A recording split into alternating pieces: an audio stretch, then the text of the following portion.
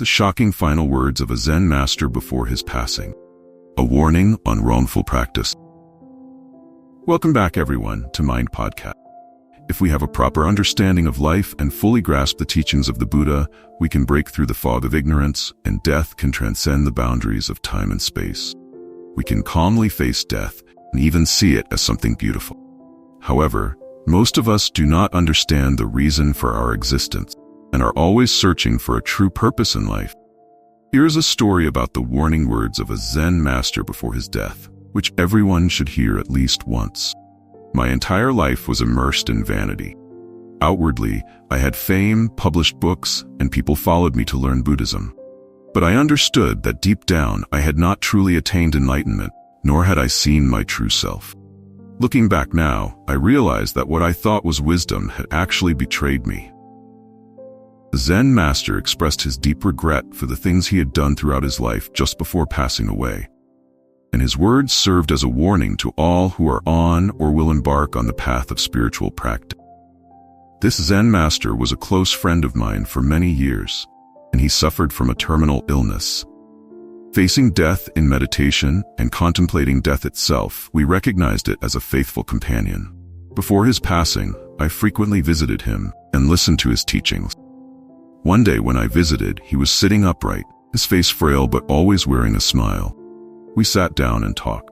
He said, "My whole life was immersed in vanity. Outwardly I had fame, published books, and people followed me to learn Buddhism. But I know all too well that I had not truly attained enlightenment, nor had I seen my true self. Looking back now, I realize what I thought was wisdom had actually been my downfall." I said, "Haven't there been past masters who attained enlightenment just before passing away?" He replied, "Those are people of great capacity, who can let go of all worldly attachments and possess a pure mind. But I am not like them. I am of lesser capacity. My whole life I've been too intelligent, too talented, and too emotional. Because of this, there have been so many things I couldn't let go of." I asked, "So what practice have you been cultivating recently? Every time I visit, I see you in meditation, and I don't have the heart to disturb you. I just stand outside, reciting the Buddha's name and praying for you." The Zen master chuckled and said, "Thank you. As for life and death, I already know when I will pass away and where I will be reborn in my next life." I said, "Doesn't that mean your practice has reached a very high level? You know when you will die and where you will reincarnate, yet you still haven't attained enlightenment?" The Zen master, slightly embarrassed, said, "That's just a small ability and has nothing to do with enlightenment. It also has nothing to do with discovering my true self. Since I was 3 years old, I've been able to recall the conditions of my past reincarnations. In this life, I have always known where I came from. My whole life's practice has been about finding out where I will go when I die. Now, I know the exact day I will die and where I will go afterward. But it's just another cycle of reincarnation, continuing to be a sentient being in the 3 realms. This superficial practice is still far from attaining enlightenment, from finding my true self." I asked, "Then why have you been so diligent in your practice lately?" The Zen master said, "I am wholeheartedly repenting for my karmic obstacles, purifying my heart. As someone who is about to die, I hope that before my death can cleanse my inner being. For the past few months, I've been constantly repenting for the karmic obstacles I have created, repenting for the wrongs I have committed, repenting for not being truly filial, repenting for hurting my family and friends, repenting for all the arrogant words I have spoken, repenting for saying one thing but thinking another, repenting for the emotional harm I caused to the women who loved me, and repenting for the lies I told to my fellow practitioners." The Zen master spoke of many things he needed to repent for, and as he spoke, tears flowed down his face. He told me, "A person who sincerely repents before their death is truly letting go of their burdens, allowing them to set off lightly."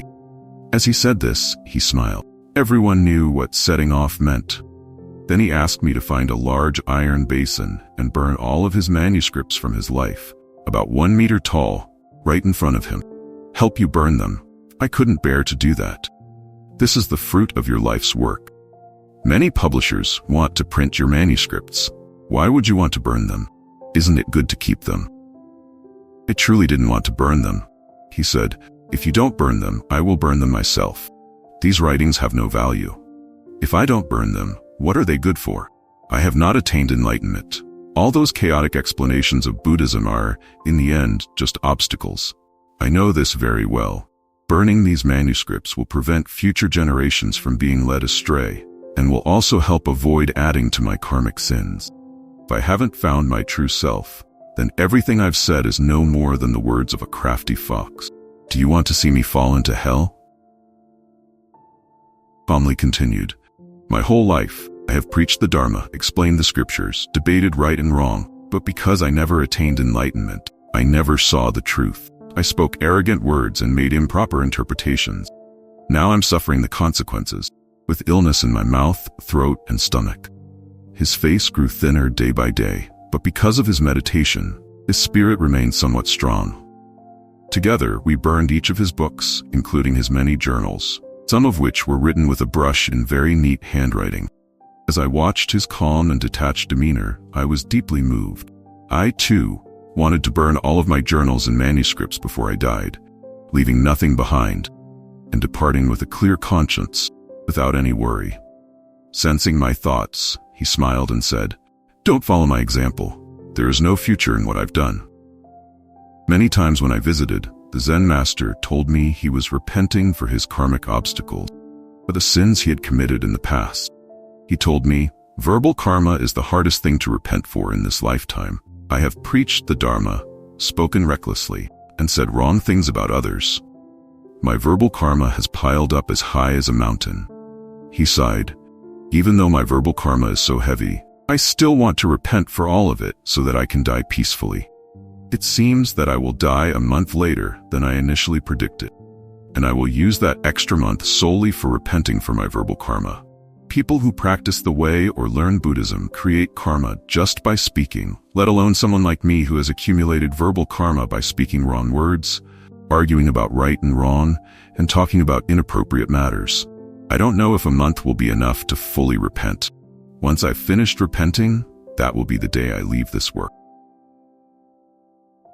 He was both my friend and my teacher for many years, so I was very sad and asked him if he had any final advice or warnings for me before he left.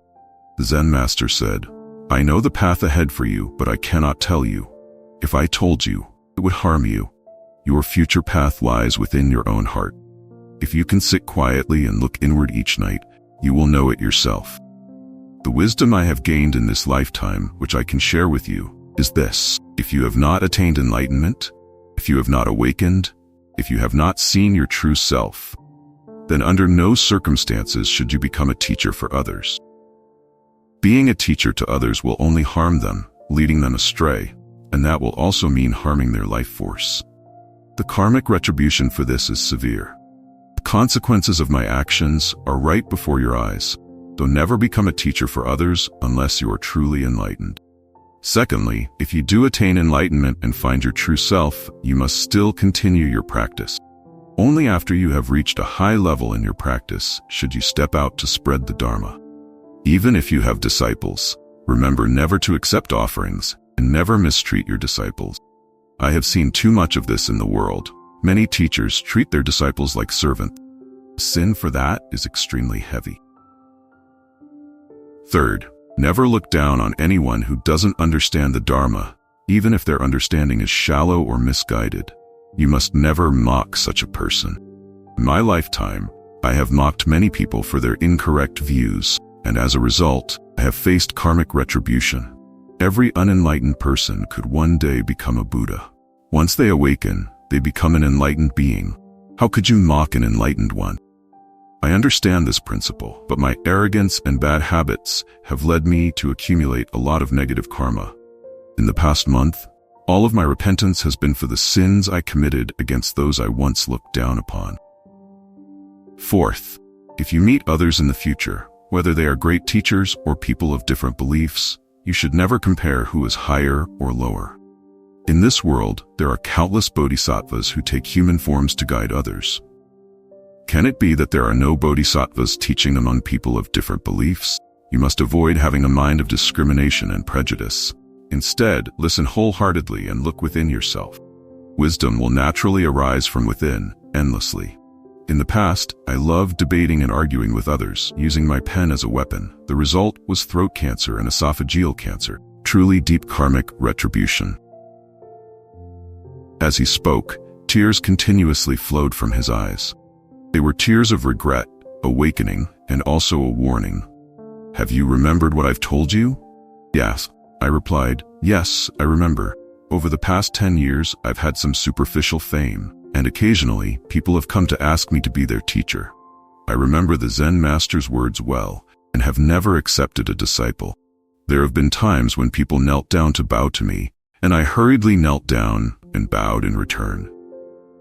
These are the teachings the Zen master gave me. A month later, he told me, "It's time for me to go. I will reincarnate in the Northwest. Though that area is poor, the people are honest and simple. The roots of spiritual practice and the Dharma are deep there. It's not like in the Jiangnan region, where people use the Dharma to make money, or like in the Northeast, where there's no true respect for the Buddha. I will be reborn in the Northwest, and if the two of us are destined, we may meet again in 30 years. At that time, you were the older brother and I was the younger brother. You'll have to help me out, won't you?" We both laughed. I said, "When I was learning meditation with you and made no progress, you once gave me a kick. Now it's my turn to kick you back." He said, "If you can, kick me hard. Hopefully, with that kick, I will attain enlightenment right then and there." He truly passed away on the exact day he had predicted. His body was cremated, and I took a small amount of his ashes with me when I moved. One year, I noticed that the tree growing outside my window was a begonia tree. Suddenly, I remembered the poem he wrote before he passed. "Begonia blooms amidst the breeze, the fragrance of Zen drifts far and wide. Clear sky is my true homeland, returning to seek the way, but where is it found? Health, fortune, and longevity are not my pursuit." I suddenly understood and decided to scatter his ashes beneath the begonia tree outside my window. Previously, there had been a pine tree there, which had been planted for 2 years.